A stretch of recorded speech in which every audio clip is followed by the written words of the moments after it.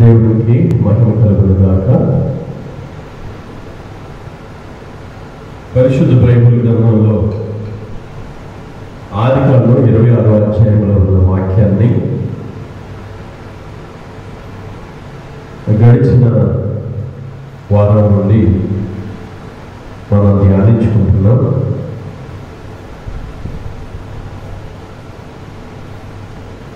ఇస్సాకును దేవుడు ఏర్పాటు చేసుకున్న విధానం, ఇస్సాకును దేవుడు ఇచ్చిన వాగ్దానం, గెరారు దేశంలో ఫిలిష్తీయుల మధ్యలో ఇస్సాకును దేవుడు ఆశీర్వదించిన విధానం మనం ధ్యానించుకుంటున్నాము. ఆదికాండం 26వ అధ్యాయంలో 14వ వచనం నుండి ఉన్న వాక్య భాగాన్ని ఈ సమయంలో మనం గమనించినట్లయితే,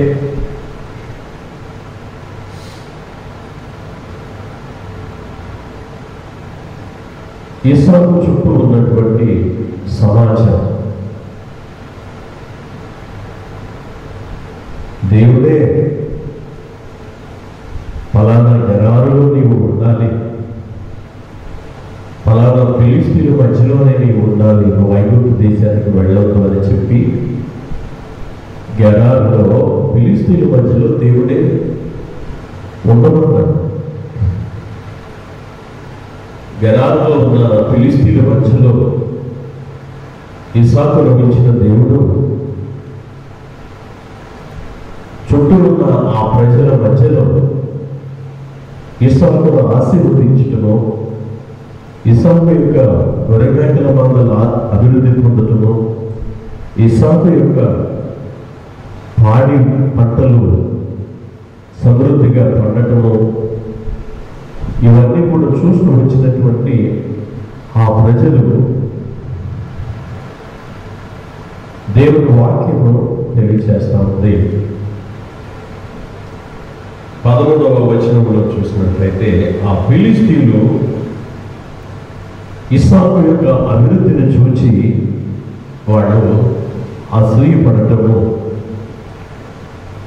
మొదలుపెట్టినట్లుగా వాక్యం మనకి తెలియచేస్తూ ఉంది. ఎప్పుడైతే ఇస్సాకు దేవుని వాగ్దానాలను బట్టి, దేవుని చిత్తాన్ని బట్టి, దేవుని ప్రణాళిక ప్రకారంగా అంచెలంచెలుగా దేవుని దీవెనలు పొందుతూ, దేవుని ఆశీర్వాదాలు పొందుతూ, ఎదుగుచు వృద్ధి పొందుచు అభివృద్ధి చెందుతూ ఉన్నాడు,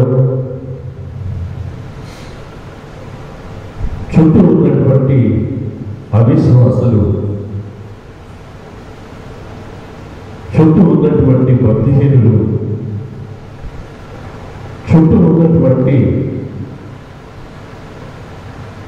విశ్వాసం లేనటువంటి జనాంగం అసూయపడటము, ఈర్ష్యపడటము, అతని ఎడల పగ పెంచుకోవటము చేస్తూ రావటం మనం చూస్తూ ఉన్నాం. దేవుని పిల్లలరా, దేవుని సన్నిధిలో ఎదుగుతున్నటువంటి దేవుని విడుదలైనటువంటి మీ జీవిత అనుభవాల్లో కూడా ఇలాంటి సమయాలు, ఇలాంటి సందర్భాలు తప్పకుండా ఎదురవుతాయి. అసూయపడేటటువంటి మనుషులు ఖచ్చితంగా ఎదురవ్వాల్సిందే.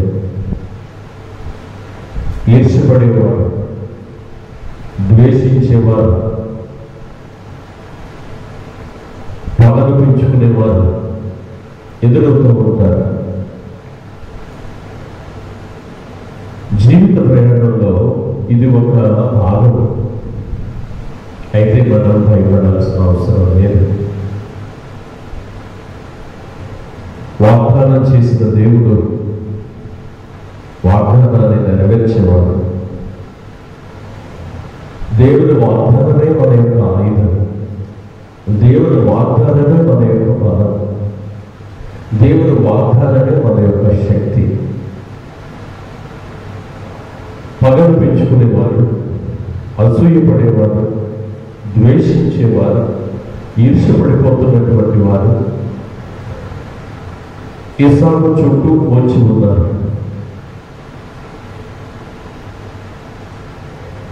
అసూయపడేవారు, ఈర్ష్యపడేవారు, పగలు పెంచుకుంటున్నవారు, ద్వేషిస్తున్న వాళ్ళు చుట్టూ వచ్చి ఉన్నప్పటికీ కూడా ఇస్సాకు యొక్క ఆశీర్వాదం పెరిగిపోతూనే ఉంది. ఇస్సాకు యొక్క అభివృద్ధి పెరిగిపోతూనే ఉంది. ఇస్సాకు యొక్క ఎదుగుదల ఇంకా విస్తరిస్తూనే ఉంది. ఈ తట్టుకోలేనటువంటి అసూయపరులు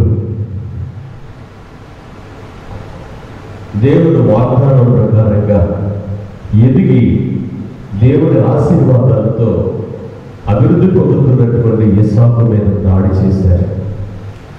దాడి చేసి ఇస్సాకు ప్రజలు, ఇస్సాకు గొర్రె మేక మందలు, ఇస్సాకు యొక్క పశువులు ఏ నీళ్లు త్రాగి బ్రతుకుతున్నారో ఆ నీళ్లు కలిగినటువంటి బావులన్నింటినీ కూడా పూడ్చివేశారు. గెరార దేశపు రాజు వచ్చి, నువ్వు మా అందరికంటే ఎక్కువగా బలవంతుడు అయిపోతున్నావు, మా అందరికంటే ఎక్కువగా గొప్పవాడు అయిపోతున్నావు, కాబట్టి నువ్వు మా ప్రాంతంలో ఉండడానికి వీళ్ళేది వెళ్ళిపోతున్నాడు. అప్పుడు ఇస్సాకు తన యొక్క పనివారిని తీసుకుని, తన ఫ్యామిలీని తీసుకుని, తన సామ్రాజ్యాన్ని, గొర్రె మేకల మందలను, పశువుల మందలను తీసుకుని గెరారును విడిచిపెట్టవలసి వచ్చింది. ఆ రీతిగా ఇస్సాకు మీద అసూయపడేటటువంటి అసూయపరుల యొక్క ఆ యొక్క అసూయ అనేది అంతటి స్థాయికి ఇస్సాకు విషయంలో వచ్చింది. ఇస్సాకు గెరారును వదిలిపెట్టి కొంత దూరం ప్రయాణం చేసి గెరారు లోయ అనే ప్రదేశంలో తన పశువులకు, తన పనివారికి, తనకి మరి గుడారాలను ఏర్పాటు చేసుకున్నాడు. మనుషులు బ్రతకాలన్నా, పశువులు బ్రతకాలన్నా వాటర్ కావాలి కాబట్టి అక్కడ ఇస్సాకు పనివారు బావులు తవ్వారు. బావులు తవ్వినప్పుడు దేవుని వాక్యంలో రాయబడింది, ఇంతకు ముందు వాళ్ళు నివసించిన చోట ఉన్నటువంటి ఓటల కంటే అధికమైన ఓటలు, జలాలు కలిగినటువంటి బావులు దేవుడు ఇచ్చినట్లుగా వాక్యంలో మనం చదువుతాం. తోడుగా ఉంటానన్నాడు, తోడుగా ఉంటున్నాడు. దేవుని పిల్లలారా, అలల వైపు, కెరటాల వైపు చూడకూడదు. మనుషుల వైపు, పరిస్థితుల వైపు చూడకూడదు. నడిపించే దేవుని వైపే చూడాలి. వాగ్దానం ఇచ్చిన దేవుని వాగ్దానాన్ని గట్టిగా పట్టుకోవాలి. మాట్లాడిన దేవుని మాటలు యందు పరిపూర్ణమైనటువంటి నమ్మికను, విశ్వాసమును ఉంచుకొని మన ముందుకు సాగుతుంటే అలలు, కెరటాలు, పెనుగాలులు ఏవి కూడా మనల్ని ఏమీ చేయలేవు. అవి సిగ్గుపడి తలదాచుకునేటటువంటి పరిస్థితి దేవుడు తీసుకువస్తాడు. గెరారులోకి వెళ్ళి అక్కడ బావులను తవ్వి అక్కడ గుడారాలను వేసుకుని ఇస్సాకు నివాసం చేస్తున్నాడని తెలుసుకున్నటువంటి ఫిలిస్తీనులు గెరారు నుండి గెరారు లోయలోకి వాళ్ళు వచ్చి ఇస్సాకు పనివారితో వాళ్ళు జగడమాడి వాళ్ళు కష్టపడి తవ్వుకున్నటువంటి ఆ బావులన్నింటినీ కూడా వాళ్ళు పూడ్చివేసి, ఇక్కడ మీరు ఉండడానికి వీల్లేదు, ఇక్కడ నుండి మరి వాళ్ళు పొమ్మన్నారు. మరికొంత దూరం వెళ్ళి అక్కడ వాళ్ళు మళ్ళా బావులను తవ్వినప్పుడు నమ్మదగిన దేవుడు, వాగ్దానం ఇచ్చిన దేవుడు వాళ్ళు సమృద్ధి అయినటువంటి జలాలు కలిగిన నీళ్లు దేవుడు మరలా వాళ్ళకు ఏర్పాటు చేశాడు. అక్కడ మళ్ళీ ఇస్సాకు యొక్క జనాంగము క్షేమంగా ఉండటం మొదలుపెట్టిన తరువాత ఈ ఫిలిస్తీన్లు గమనించి మళ్ళీ వచ్చారు. మూడవ వారు మొదటిసారి బావులను పూడ్చివేశారు, రెండవసారి బావులు పూడ్చివేశారు, మూడవ వారు మళ్ళీ వచ్చి జగడమాడి మళ్ళీ వీళ్ళు కష్టపడిపోతున్న బావులన్నిటిని కూడా పూడ్చివేశారు. దేవుని పిల్లలారా, ఒక ప్రక్క దేవుడు మనకి తోడుగా ఉంటా ఉంటే ఇట్లాంటి శోధనలు వస్తూ ఉంటాయి. ఒక ప్రక్క దేవుడు మనల్ని ఆశీర్వదిస్తూ ఉంటుంటే చిన్న చిన్న సమస్యలు ఇలాంటివి మనకి ఎదురవుతూ ఉంటాయి. కాబట్టి ఇట్లాంటి పరిస్థితులలో నిరీక్షణను కోల్పోకుండా సాతానుడు కలుగు చేస్తున్నటువంటి సమస్యల వైపు చూడకుండా దేవుని వాగ్దానాన్ని గట్టిగా పట్టుకొని నమ్మదగిన వాడు మన పితరుల దేవుడైన యెహోవా యందు మన విశ్వాసం ఉంచినటువంటి వారిపై అడుగులు ముందుకు వేస్తా ఉంటే ప్రతి అడుగులో దేవుడు తోడుగా ఉండి తన అద్భుతాన్ని జరిగిస్తూ మన పక్షముగా ఆయన సూచక్రియలు చేయడానికి, గొప్ప కార్యాలు చేయడానికి, వాళ్ళని ఆశీర్వదించడానికి ఆయన మనతో ఉండే దేవుడని ఈ వాక్యం మనకి బోధిస్తూ ఉంది. అక్కడి నుండి ఇస్సాకు బెయేర్షెబా ప్రాంతానికి వెళ్ళాడు. అక్కడ తన గుడారాలను వేసుకుని తన ప్రజలతో అక్కడ నివాసం ఏర్పాటు చేసుకున్నాడు. ఏర్పాటు చేసుకున్న తరువాత ఒకటికి మొమ్మాడు జగడమాడని వాడితో జగడమాడారు, ప్రేమించే వాడిని ద్వేషించారు, వారి శ్రేయస్సును వాడికి కీడు చేశారు. మా మధ్యలో నీవు ఉన్నట్టు అవతల పొమ్మని త్రోసివేశారు. ఏ నీళ్ళైతే ఇస్సాకు త్రాగుతున్నాడో ఆ నీళ్ళనిచ్చే బావులను పూడ్చివేశారు. నానా రకాలుగా హింసలు పెట్టిన గెరారు దేశపు రాజు ఇస్సాకు గురించినటువంటి ఆలోచన కలిగిన వాడే మాట్లాడుతున్నాడు. నీ దేవుడైన యెహోవా నీకు తోడుగా ఉన్నట్టును నేను చూశాను. నీవీ రీతిగా దీవించబడ్డావంటే, నీవీ రీతిగా ఆశీర్వదించబడ్డావంటే, నీవీ రీతిగా వృద్ధి పొందావు, అభివృద్ధి పొందావు అంటే నీ దేవుడైన యెహోవా నీ చేయగా నీకు తోడుగా ఉన్నాడు. నీ దేవుడైన యెహోవా నీతో ఉన్నాడు అని గ్రహించినటువంటి ఫిలిస్తీన్ల రాజు అయినటువంటి అబీమెలెకు ఇస్సాకు తన దేవుడైన యెహోవా వలన దీవించబడ్డాడు, తన దేవుడైన యెహోవా వలన గొప్పవాడయ్యాడు. ఏ రోజైనా వచ్చి మన మీద దాడి చేయవచ్చు, అప్పుడు మనము మన ప్రజలు నశించిపోతారు. అలాంటి ప్రమాదము ముంచుకు రాకముందే మనం మెళుకు కలిగి ఒక పని చెయ్యాలని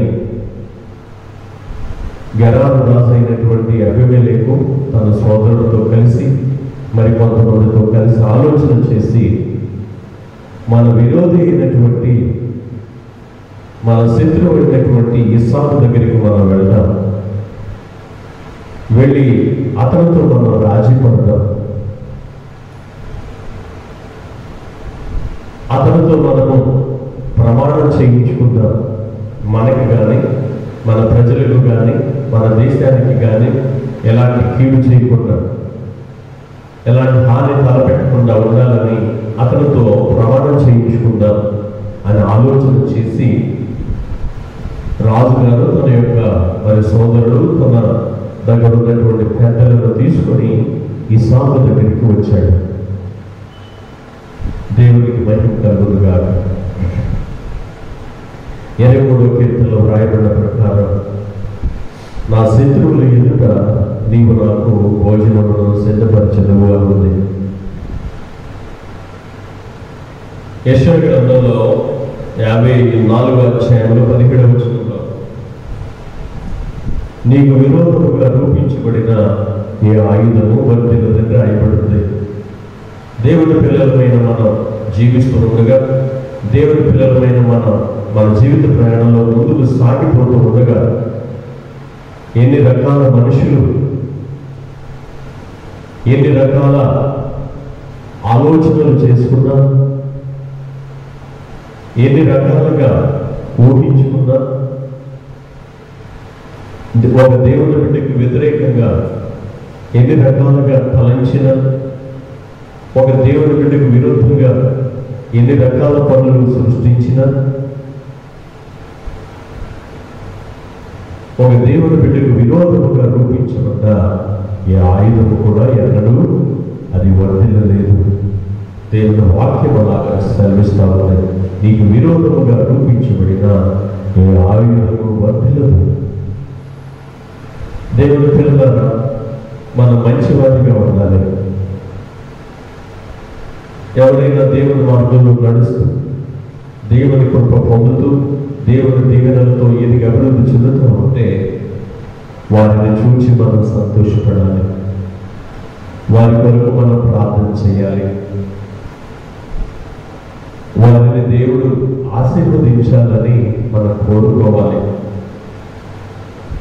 వారు క్షేమంగా ఉండాలని వాళ్ళకి దేవుడు ఇచ్చిన ఆశీర్వాదాలను బట్టి దేవానికి వందనాలని చెప్పేటటువంటి వారిగా మనం ఉండాలి. మన మధ్యలో దేవుని ప్రేమించి దేవుని కృప పొందుకొని దేవుని ఆశీర్వాదాలతో ఎవరైనా పైకి వస్తూ ఉంటే, అభివృద్ధి చెందుతూ ఉంటే పొరపాటుకుండా వారి మీద అసూయపడటము, ద్వేషం పెంచుకోవటం, ఈర్ష పెంచుకోవటం, ఇలాంటి పనులు ఎంత మాత్రం కూడా మంచివి, శ్రేయస్కరమైనవి ఎంత మాత్రము కాదు. అవి మనం సిగ్గుపడటానికి, మనము అవమానం పొందడానికి దారి తీస్తూ ఉంటాయి. మనం ఫెయిల్ అయిపోవడానికి అవి దారి తీస్తూ ఉంటాయి. ఫిలిస్తీయుల యొక్క పరిస్థితి అదే విధంగా ఉంది. ఇస్సాకు దగ్గరికి వచ్చి ఇస్సాకును వాళ్ళు క్షమాపణ కోరుకున్నారు. కోరుకుని ఇస్సాకును వాళ్ళు రిక్వెస్ట్ చేస్తున్నారు, నీ దేవుడు నీతో ఉండటం మాకు అర్థమైందయ్యా, నీ దేవుడే నిన్ను ఆశీర్వదించాడయ్యా, నీ దేవుడే నీకు తోడుగా ఉన్నాడయ్యా, మా మధ్యలో నీవు ఎంతో గొప్పవాడు అయిపోయావు. కాబట్టి మేము నీకు కీడు చేయడం వాస్తవమే, నువ్వు మమ్మల్ని క్షమించు. మరి మాకు ఒక ఒప్పందం చేయించుకోవడానికి నీ దగ్గరికి మేము వచ్చాము, ఒక చిన్న ప్రమాణం చేస్తే మేము వెళ్ళిపోతామన్నారు. మాకు కానీ, మా ప్రజలకు కానీ, మా దేశానికి కానీ ఏ విధమైన కీడు చేయదని నీ దేవుడి పేరిట మాకు ప్రమాణం చేయమని కోరారు. అప్పుడు ఇస్సాకు తన శత్రువులైన వారిని ప్రేమించి, మీరు దూరం నుండి వచ్చారు, ఈ రాత్రి మా ఇంట్లో మీరు ఉండండి, ఆతిథ్యం తీసుకోండి, ఉదయాన్న మన ప్రమాణం చేసుకుని సెలవు తీసుకున్నారు కదని ఆ రాత్రి వారికి ఆతిథ్యం ఏర్పాటు చేశాడు.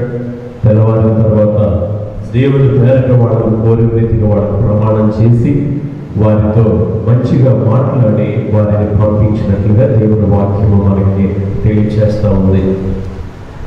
ఈ సన్నివేశము శత్రువులైనటువంటి వారి మధ్యలో ఏ రీతిగా దేవుడు సమాధానం ఏర్పాటు చేస్తాడో, శత్రువులను మిత్రులుగా ఎలా చేస్తారో, కీడు చేసినటువంటి వారిని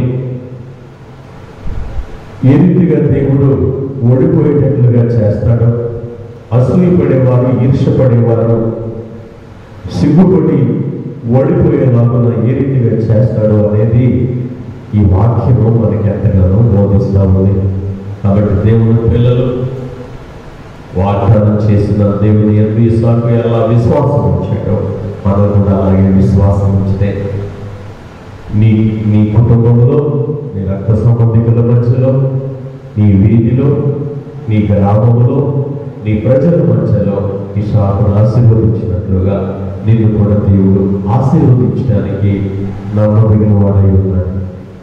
దేవుడు వాగ్దానాలను మరొక ఆ వాగ్దానాలను గట్టిగా పట్టుకుని ఆయన వైపు చూస్తే నీ చరిత్రను, నీ కుటుంబ చరిత్రను, నీ భవిష్యత్తును ఆయన మార్చి ఆయన నీకు తోడుగా ఉండి నిన్ను దీవించి నిన్ను ఆశీర్వదిస్తాడని ఈ సందేశం మనకి ఎంతగానో బోధిస్తూ ఉంది.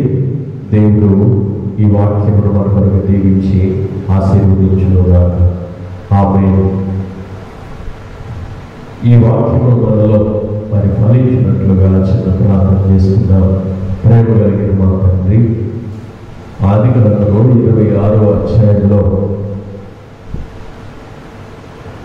అనేకమైనటువంటి అనుభవాలు, ఆత్మ సంబంధమైన సత్యాలు, ఆధ్యాత్మికమైన పాఠాలు మాకు దాచి ఉంచి వాటిని ఈ సమయంలో మాకు తెలియపరిచిన విధానాన్ని బట్టి మీకు వందనాలు చెల్లిస్తున్నాను. 30 60 100 అలనాడు అబ్రహాము మీద ఉన్న ఆశీర్వాదం, అలనాడు ఇస్సాకు మీద ఉన్న ఆశీర్వాదం నేడు మేము కూడా కలిగి ఉండేలాగా వాటిని మేము కూడా స్వతంత్రించుకొని అలనాడు ఇస్సాకు ఎలా ఆశీర్వదించబడ్డాడో, అభివృద్ధి పొందాడో, ఘనపరచబడ్డాడో నీ మహిమార్థమై మా కుటుంబాలు కూడా దీవించబడటానికి, అభివృద్ధి చెందడానికి, సంఘములో సమాజంలో ఘనమైనటువంటి స్థానంలో నీ మహిమ కొరకు నివసించడానికి నీ మెండైన కృప మా అందరికీ కూడా మెండుగా దయచేయండి. యేసు నామములో ప్రార్థించి వేడుకొంచున్నాం తండ్రి. ఆమేన్. మన తండ్రి అయిన దేవుని ప్రేమ, ప్రభు అయిన యేసుక్రీస్తు కృప, పరిశుద్ధాత్మ దేవుని అన్యోన్య సహవాసం అలనాడు ఇస్సాకుని తన వాగ్దానాలతో ఏ రీతిగా దేవుడు బలపరిచి ఉన్నాడు, అదే విధముగా మన జీవితంలో, మన సంఘములో, సమాజంలో మనకు కూడా బలపరచబడడానికి సదాకాలంలో తోడై ఉండి నడిపించునుగాక. ఆమేన్. ఆమేన్.